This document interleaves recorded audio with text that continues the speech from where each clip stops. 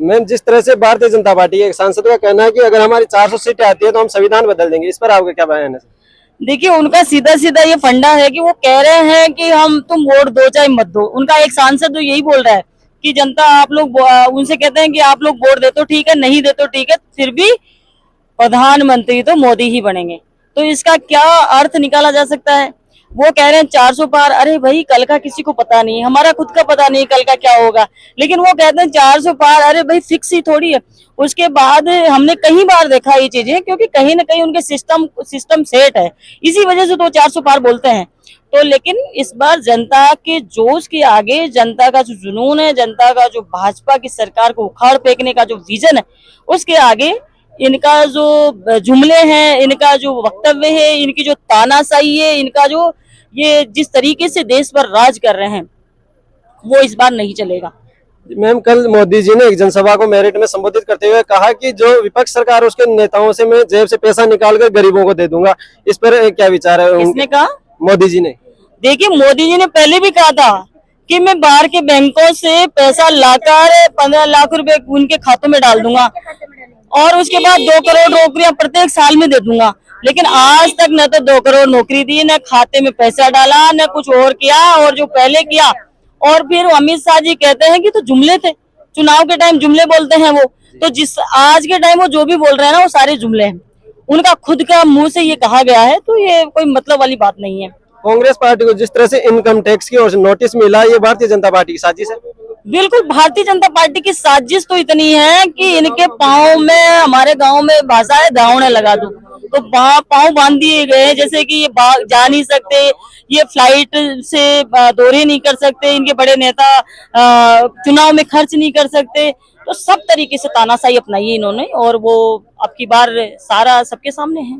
तो जिस तरह से किसानों और देश के बड़े खिलाड़ियों को भारतीय जनता पार्टी ने नकारा, इस पर आप क्या कहना? खिलाड़ियों का, जवानों का और किसानों का और महिलाओं का, सबका बहुत बुरा हाल हुआ है।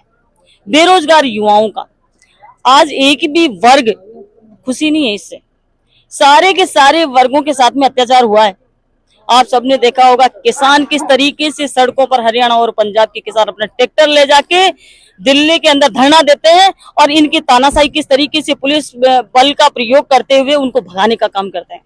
तो कांग्रेस पार्टी के इतिहास में राजस्थान में पहली बार किसी ब्राह्मण या मुस्लिम जो कैंडिडेट है उसको टिकट नहीं दिया गया है, तो इसके पीछे क्या राजनीति? देखिए, ब्राह्मण को टिकट दे दिया गया है, सीपी जोशी जी को टिकट दे दिया गया है। देखिए, मुस्लिम को टिकट इसलिए नहीं दिया गया क्योंकि इनकी जो कूटनीति है, इनकी जो अफवाह फैलाने की जो नीति है, ये हिंदू मुस्लिम करके वहां उस प्रत्याशी को जीतने नहीं देते। इसलिए राज्यसभा में भेजने के लिए हमने वो रिजर्व रखा है।